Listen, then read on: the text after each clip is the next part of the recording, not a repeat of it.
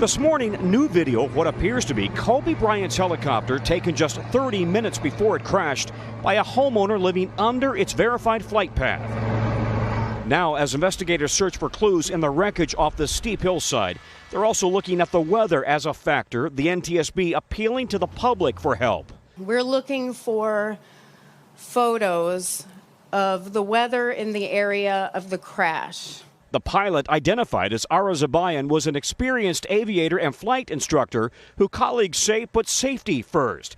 But Sunday morning, thick fog and low clouds had grounded LAPD and sheriff's choppers. So why did Zabayan choose to fly? My concern is just the decision-making process. And if we weren't flying in that weather, why was anybody else flying? Eyewitness Scott Dalen says just moments before the crash, he heard the chopper hovering above. About 20 seconds later, just heard a thump. Heard plexiglass breaking up. To have had this happen right here in front of you, what was that like? I just wish it didn't have to happen. Kobe Bryant regularly leased the luxury chopper, a Sikorsky.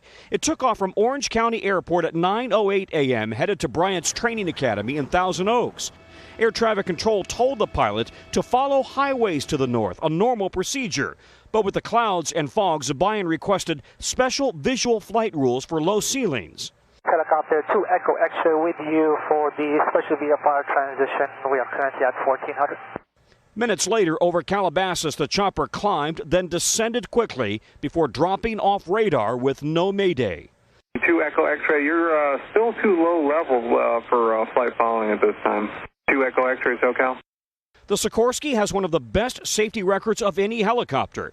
Chopper pilot Kurt Dietz, who had also flown for Kobe Bryant, says he had never felt pressured by the basketball star to fly in any unsafe conditions. Did he ever insist on trying to get through weather, or did he ever insist on nothing like that? No. The actual pilot flying is a final authority.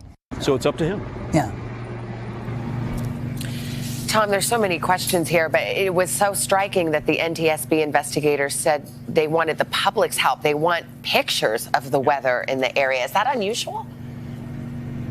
The NTSB really in recent years has been coming out and asking for the public's help because everybody has a cell phone these days, right? So people have photographs, they have video, like you saw in that piece of the chopper just a few minutes earlier. They want to collect all of that data of the chopper flying, but also of the weather. And by the way, the Sheriff's Department has had a problem with just curious onlookers trying to climb up that hill to get to the wreckage scene. So the Sheriff's Department now has deployed officers on horseback and ATVs. They've got a perimeter around this entire hill, foothill, mountain, however you want to describe it, to keep people away.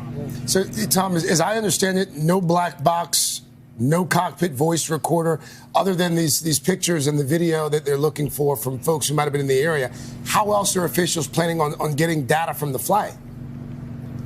Yeah, and by the way, that was a surprise announcement when they said yesterday, in fact, there was no cockpit voice recorder. We've been led to believe that there probably was. So they will now try to get as much data as they can off of the avionics inside the helicopter. This is an advanced helicopter. There should be good data off of that. But in addition, the iPad that the pilot was using to file his flight plan, that should also hopefully glean some data. And anything at all that they can get from air traffic control, from the radar tapes, all of that will be part of this investigation. Tom, I mean, you imagine this high-speed crash into the side of the mountain. Do they think they're going to be able to retrieve that data? Will it be in a form that they can get the information?